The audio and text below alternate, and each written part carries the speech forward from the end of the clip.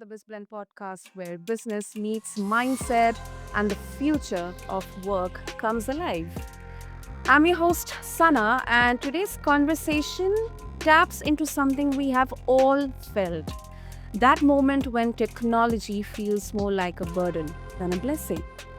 Now, whether it's rescuing a frozen laptop before a big presentation, or maybe helping your parents avoid the latest phishing scam, tech frustrations are real.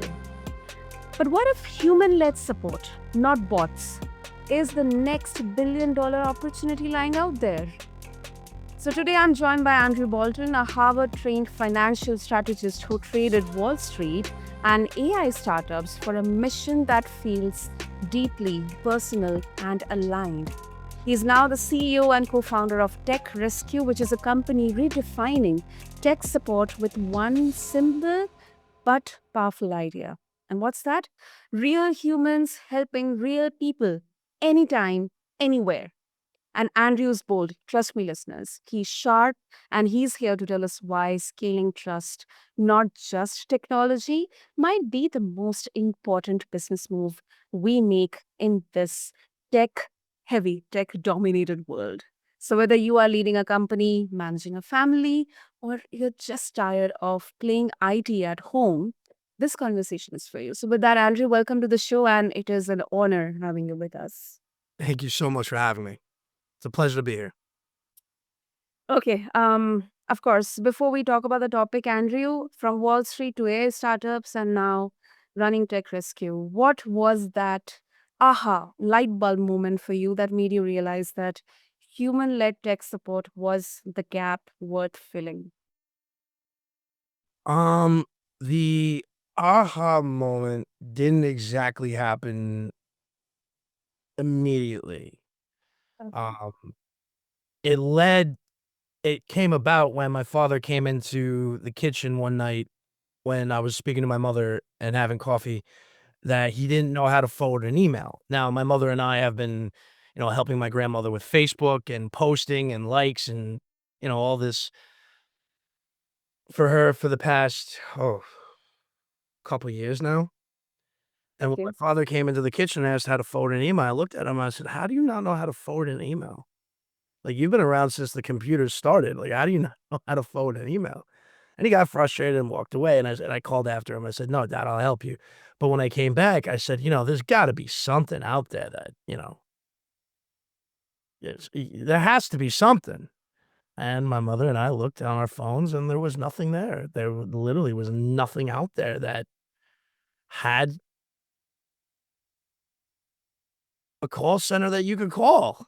You got a problem, like, who can you talk to?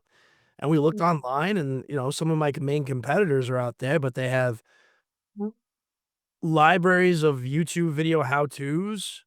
They've got libraries of articles. Okay. You call the company and it's not business hours or you gotta wait until you finally get somebody on the phone. No. We thought about it, and a couple days went by, and when I was at my grandmother's, she lives in a retirement community not too far away from us. She was complaining about not getting the TV to connect to her Bluetooth, her headphones, because she has hearing aids, and she was getting very, very frustrated. My grandmother, is 97 years old. She's cranky. She's set in her ways. It's a process sometimes. And I thought, okay, there's got to be something here. Like I'm doing a lot of work for this, and there has to be something. And that's when the moment happened. That's when Tech Rescue kind of was born. I went back, I explained it to mom, and we took out the whiteboard markers, covered the stainless steel refrigerator with ideas, and that's really how it happened.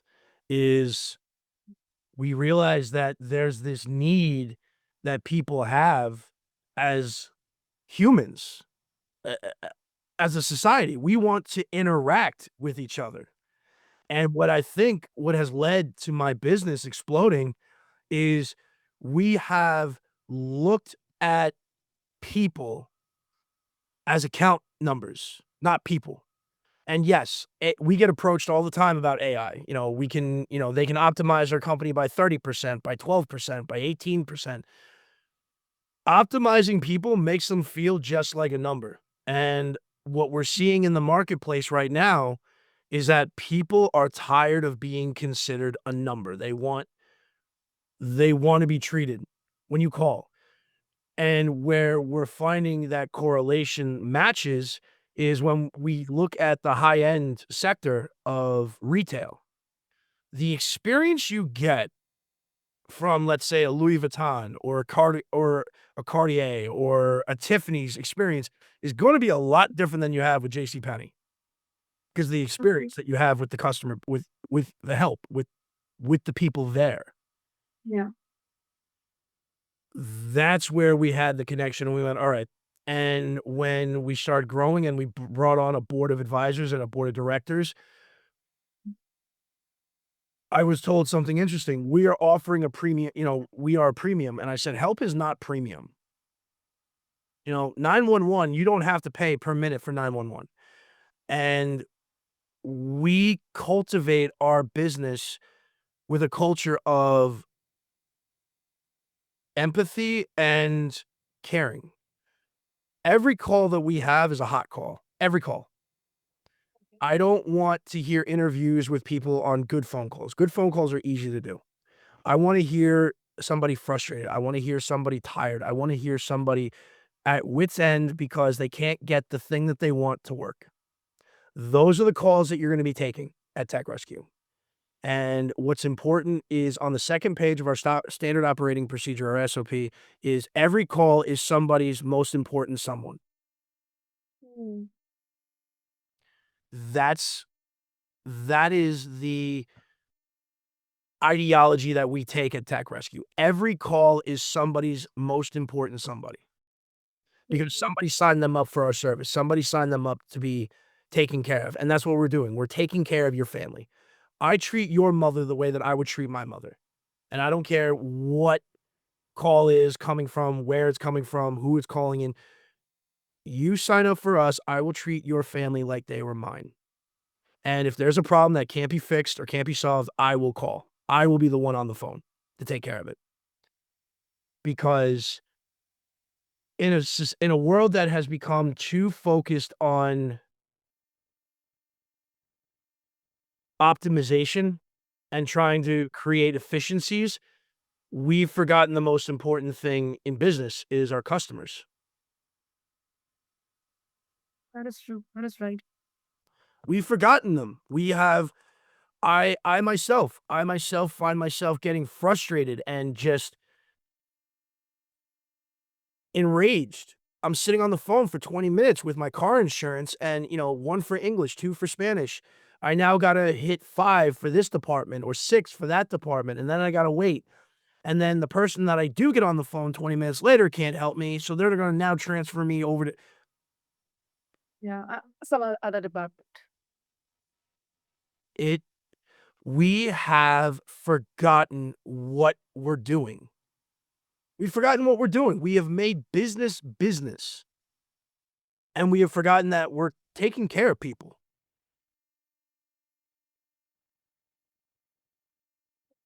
Andrew, you mentioned that even if optimization is involved, you do not believe treating people just as numbers. I absolutely agree with that.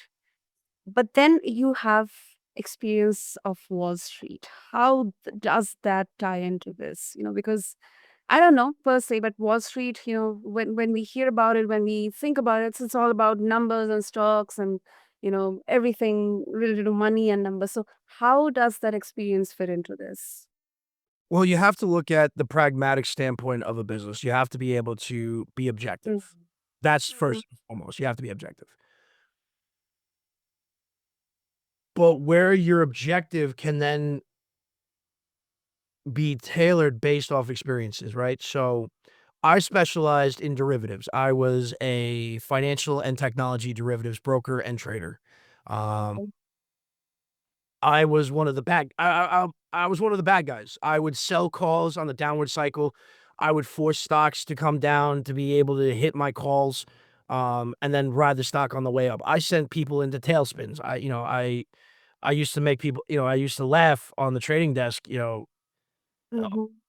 sending, sending stocks for a ride because the trading volume was so low in the, early 2000s.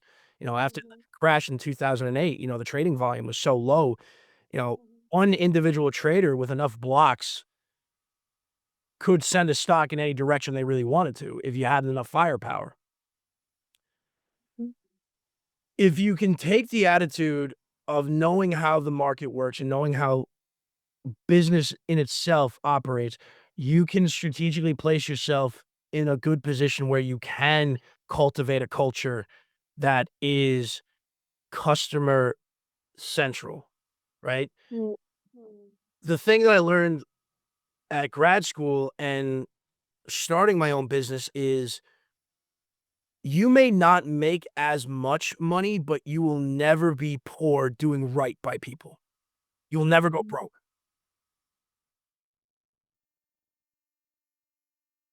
Mhm. That is good. That is good, Andrew. Okay, now let's address the elephant in the room. So, you advocate for trust as a currency in tech. Mm. So, how have you seen trust eroded by automation or all these tech support stuff happening, and what does it take to rebuild it at scale? Because we have seen quite a uh, you know uh, I think lot of events and happenings globally. So if you could elaborate. It's a good question. Um, it's very hard to get trust back. Once you lose it, it's very hard to get trust back. Not just in business, but in life. Yeah. Actions will always speak louder than words. Um, People don't trust a robot. A robot doesn't have a family. A robot doesn't have feelings. A robot doesn't care. A robot is just a robot. What you put in is what you get out. And things like ChatGDP have been very, very effective in business, Um, but people need to understand what you put into the algorithm is what you're going to get out. So if you're not putting in really good information, you're going to get junk information back. You're going to get junk answers. With a person can ask questions. You call us on the phone, we're a 24-hour customer service line. You call us anytime, day or night, whether you have if you have Bluetooth, Wi-Fi, or data connection, we can get to you. We can help you. If you can connect to us, we can connect to you. So we can help you. So when you call 855-250-8586, you get a real person. So right off the bat, that puts you at a stop at panic, right? Hearing that person on the other end of the phone, right? Because with our call centers, your information comes up if you're a customer. So it's Mrs. Davidson, good evening. How can I help you tonight? Okay. Right off the bat, that is going to solve, I'd say, about 10% of the problem right off the bat. Yeah. Yeah. Somebody just stopping you dead in your tracks, acknowledging you. Hmm. How may I help you tonight? What can I do to make your day or your night a little bit better? What can we do?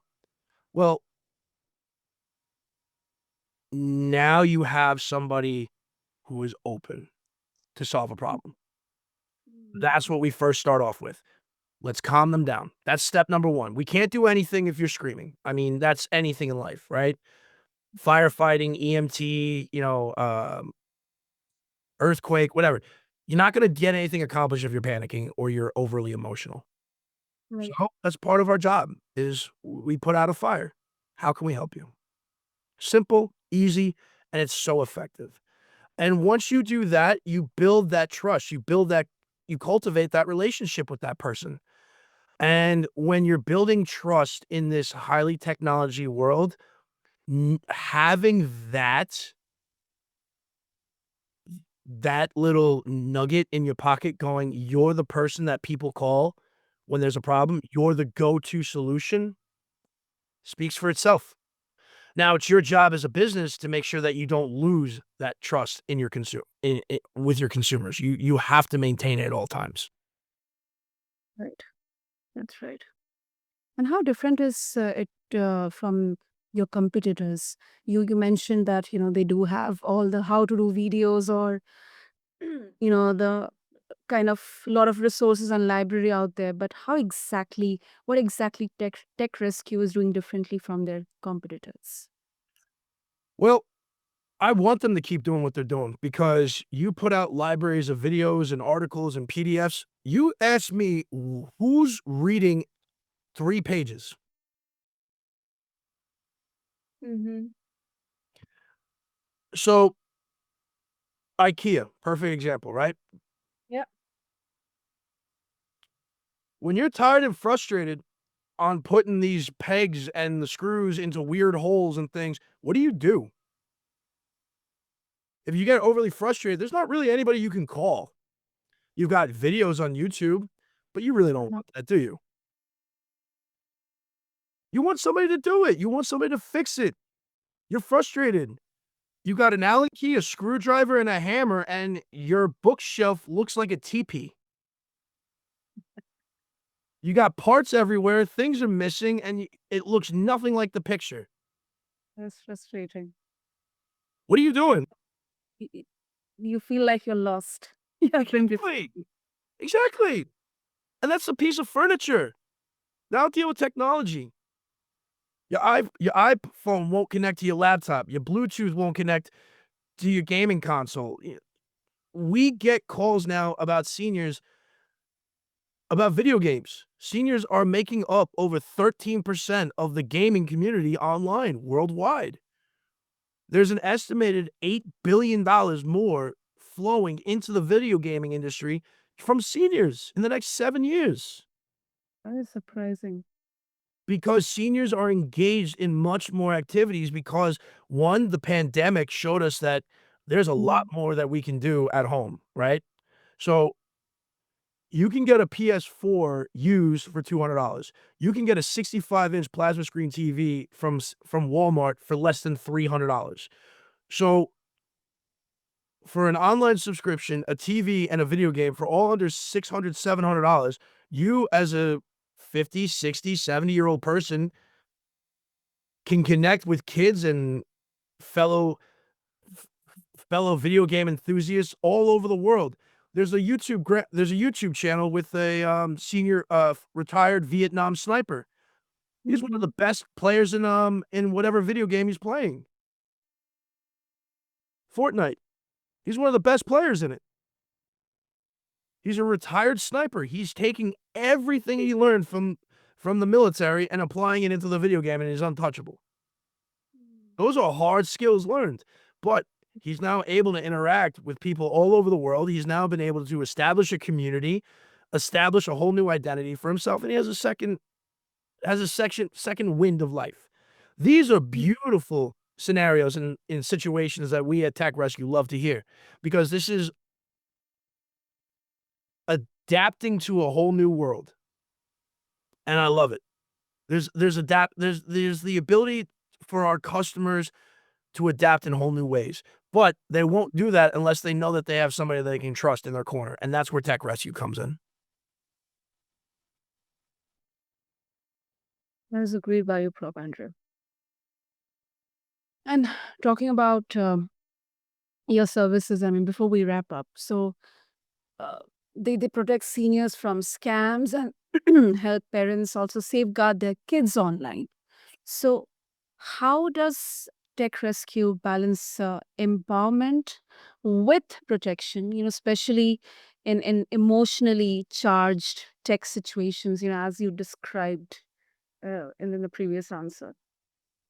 So, with Tech Rescue, we offer a level of protection, dark web protection and monitorization. We have in-house, toolkits that we use, which is why we can keep our price points so low. We try to be as affordable for everybody as possible. That's what we pride ourselves on, and that's what we try to do. The best piece of advice I could give anybody is The same thing that your mama told you when you were growing up. If it looks weird, feels weird, smells weird, tastes weird, don't touch it. If it looks Yeah. weird, don't touch it. Yeah. If you click on an email, right? I just posted I sent this to my marketing team, to help with some visualizations. I got an email from American Express. American Mhm. Express is our corporate card. And when I read the email, the email itself didn't look too suspicious, but when I looked at the sender's email, it didn't have Amex as its return address. It had some webmail. I know for a fact that our account representative at American Express has at Amex.com. At Mm. So when I saw at webmail, I immediately went, that's not right. That's not true. Yeah. So I screenshotted it, sent it to our account representative at American Express, and said, by the way, I got this from, whoever. You guys might want to do some homework. And I sent this to my marketing team and I said, make this, a publication about, the safety of it, put arrows and directions. So there's a lot of things that you can look at that don't make sense. With AI, a lot of AIs are being used to scam people. And the thing that I say to our agents on the phone when we're dealing with, possible scams is every family should have a safe word. If at any point you feel like you may not be talking or writing or having a conversation with somebody that you actually trust and know, um, a friend of mine, he's got a 7-year-old son and he's got now going to school. And, the aspect of, somebody picking up your child from school, right? There's a whole process that goes into it and things like that. But what about after school? When the kids are, riding their bikes to the playground and stuff. You could have a secret code word like bikini bottom, you know, and your response would be Patrick and SpongeBob. These are small little CIA tricks that they teach in Langley, in terms of code words. This can be very helpful to a family. If you're talking to somebody on the phone that doesn't feel right, throw out your family passcode, and if they don't respond properly, then you know that you're dealing with a scam Mm. or you're dealing with a bot. Mm. There's ways of Yeah. being smart and protecting yourself that can we as a business can cut down on our workload. And Mm. yes, do I want people to keep calling us? Absolutely. But I want us to be dealing with other problems than scams. I want us to be dealing with things that make people happy, not when people are scared. Yeah. Yeah. But this really resonates with me because, especially here in India, digital scams, they have skyrocketed. I mean, we are having in 2023 alone, if I can give the stat, the cases have crossed like 1.6 million, with like, most of them, 70% of them being financial frauds. We have digital arrests, we have deep fake. I mean, yes, scams are a part of it, but then there is a whole lot of, problem to address upon. So, Well, the problem that you have is that it has become an industry. mm, People make businesses and hire people as part of it. It has become so big, it's become its own industry. Piracy has become its own industry. So, what you're dealing with is not one particular set of individuals, you're dealing with an entire group and an entire industry of itself. And that is gonna need a serious conversation on how to address later on. There will always there will always be those who try to take the cheap and easy way out. Always will be. So we need to get past this point of eradicating it. It's never going to eradicate. Sorry. you have to be prepared. You have to be careful. Yeah. This is something that's not going away. The numbers, the statistics prove it. Here in the United States, in 2024, $8 billion was stolen from seniors. $8 billion. It's staggering. Scary. Because there's money. There's money involved. Wherever there's money involved, you're always going to have legitimate businesses and illegitimate businesses. And it's only going to get worse because the population is moving into that direction. So there's going to be more need for care, more need for smart, smart fit technology. There's going to be more need for health technology. There's going to be more need for in-home services, Meals on Wheels, traveling nurses, telehealth. There is a $17 trillion industry slowly evolving over the next 8 years past 2030. We are going to have most of the GDP in this country go into pharmaceutical and healthcare support, which is telehealth, technology, transportation, logistics, health operations. There is going to be a major shift. It's a major shift. The United States is going to become the healthcare sector, is going to become the healthcare center of the world. We are not innovating like we used to. We're not inventing like we used to. We don't manufacture like we used to. But the one thing that we do have, and you and I discussed this about India, is that we have the ability in the United States to attract the best and brightest and most effective leaders and developers and doctors, lawyers, engineers, scientists. We have the ability to bring them all to the United States to work for our companies and make our country better. And where I see this country in the next 10, 12 years is becoming the healthcare sector of the entire world. If the United States can stay stable enough to be able to cultivate that, you will see mega hospitals being built. You will see new research being done. Yes, uh, as of the past week, our presidential administration has slowly started cutting away the Department of Health and the NCIS. Um, yes, I'm aware of that. But what outside of the United States has pointed out is that when you don't like a policy in the United States, you just wait 4 years till the next person comes in. If you don't like the policy, wait 4 years or two, because the midterm elections in our country are every 2 years. So as a presidential election ends up, we're starting the Senate and House races 2 years later. So for any outside company in any outside country, if you don't like the policies of America, just wait every 2 years, and there's a high good chance that it'll probably overturn and it'll probably be more favorable. Yeah. See, Andrew. And yeah, before we wrap up, if our listeners would like to connect with you and explore more about tech rescue, what's the best way to do that?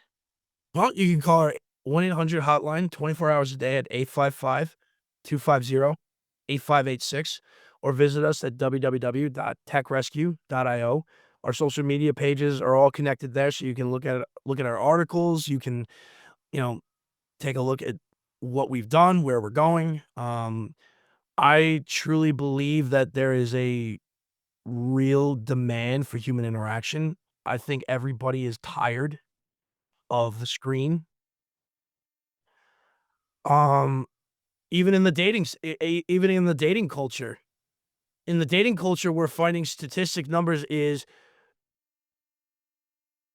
less dates are happening between men and women, or just people in general.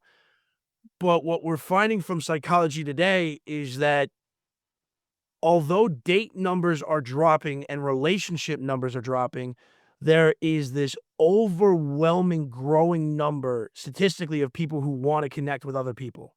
We are literally optimizing ourselves out of existence and optimizing ourselves out of humanity. Because you don't have to think. You can take somebody's message on a Tinder or Bumble or wherever, drop it into ChatGPT, get a perfect response, and send it back. You don't have to think, you don't have to assume, and Then what happens is people don't know who they're really talking to. So they don't go on dates, they don't interact. And this is where the problem is. We have optimized ourselves into self-destruction. Myron. Well, all I can say, Andrew, is in my world of podcasting and entrepreneurship, tech is both a blessing and a headache.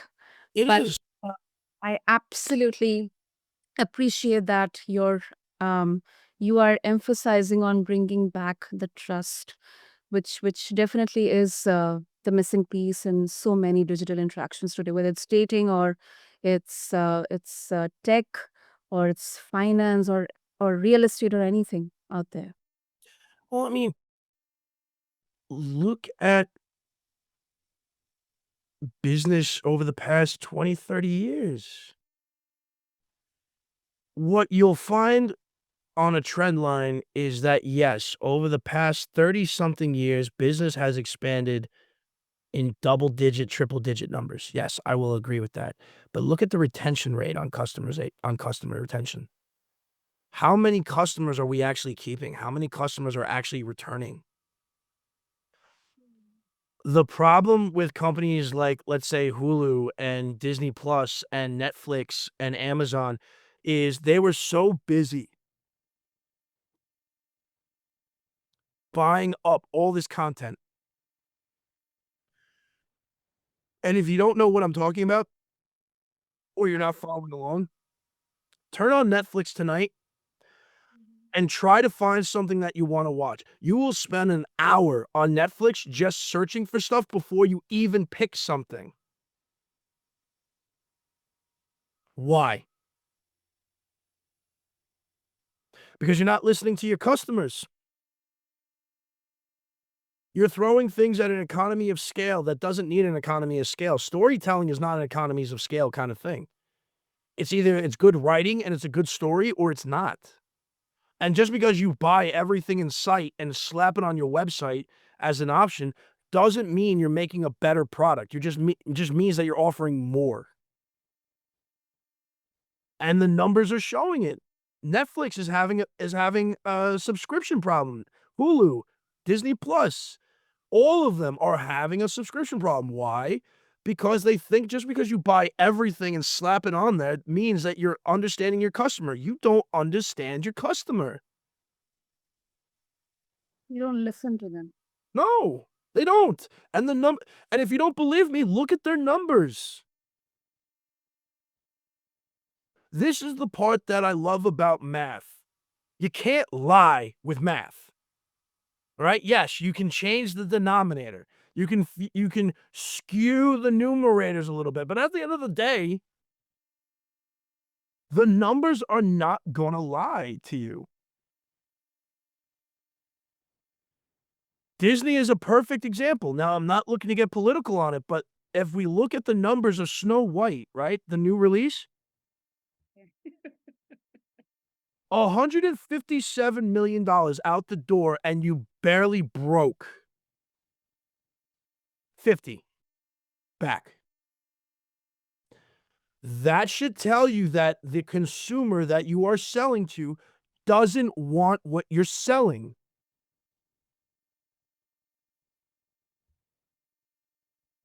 I don't know what is more obvious, and live action movies from Disney are not performing. They're not. So why do you keep making them?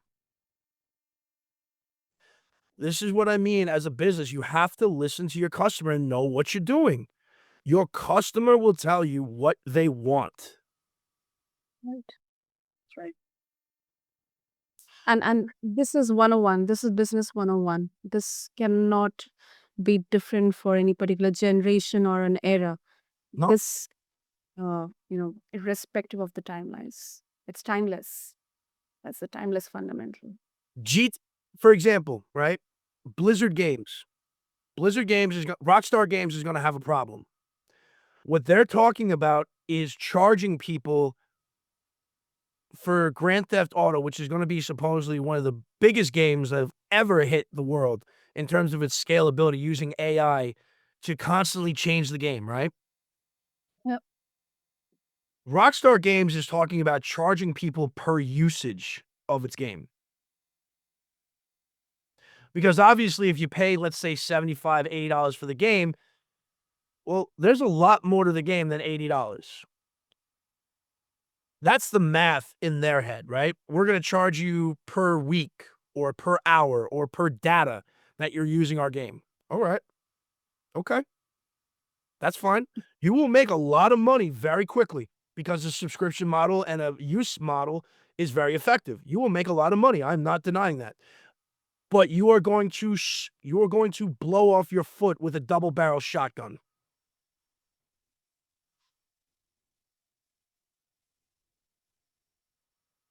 Because when people still have to start paying to play, what do you think they're going to start doing? They're going to go look for something else. Because as much fun as your game is, after 100 something hours of the game, and yes, you can constantly keep changing it and you can constantly keep renewing it. But at 150 something hours in a game, you pretty much played the game and you come back to it to do different things, but you're not going to do it as intensively as you did the first time. So you need to keep your people coming back to want to play. Are they going to play with the same intensity? No, never as the first time, right? It's like drug dealing. You will never get a high the same way as you do on the first one. You never will. And drug addicts will tell you that they're constantly chasing that first one. You can get close, but you're never going to get to the first one. So the use model or subscription model for something like that is a good idea for the short term. Horrible idea for the long term. Horrible. Sorry. Hard hitting. It is hard hitting, but it is the truth. You're going to get business. I'm not saying you're not.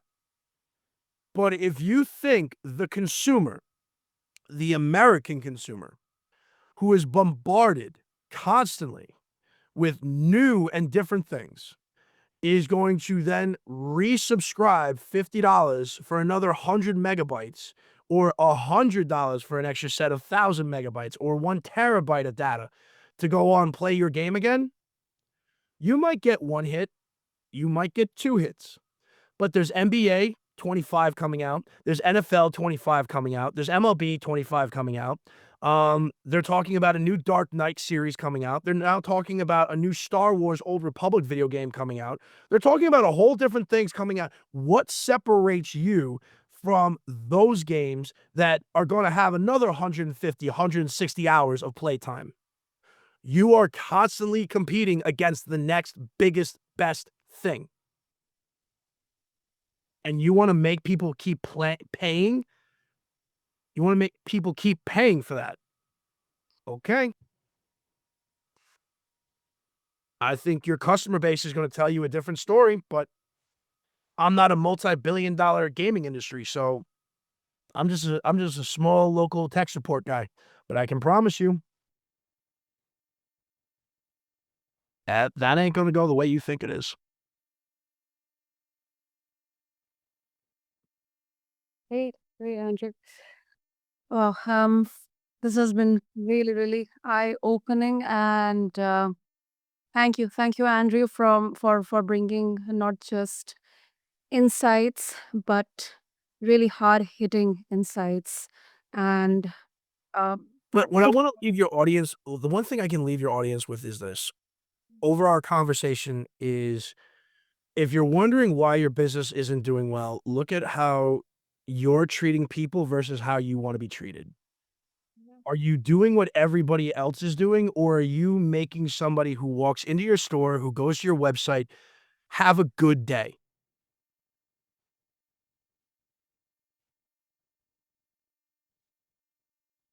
Did you make somebody have a better day? Did you make somebody feel better? Because business connectivity is not just about price and product. It's about the experience the customer has at getting what they want. Did they have to fight you to get what they want, or did they have a wonderful experience getting what they want? Because if you have a wonderful experience, what do you think you're going to do? You're going to come back. If you don't believe me, go to your favorite restaurant. Write down while you're at the restaurant, take out a little pad, write down every little thing that makes you love this place. That one particular place, a coffee shop, a bakery, a restaurant, a diner, whatever it is. Take out a piece of paper or on your phone notepad, write down as you're thinking it every single thing that makes you love this place. Take a day, don't look at it, then come back to it, look at it, read it, why you love the place, and now ask yourself, what do customers think about when they step into your place? Absolutely. There you go. Simple as that. If you're not giving your customer the experience that builds trust, that makes them feel good,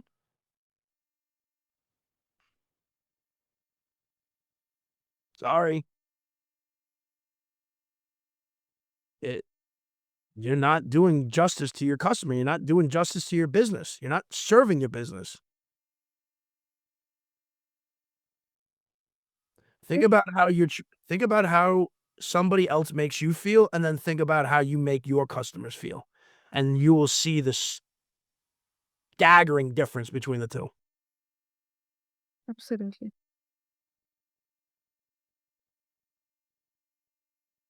And listeners, thank you to everyone for tuning in.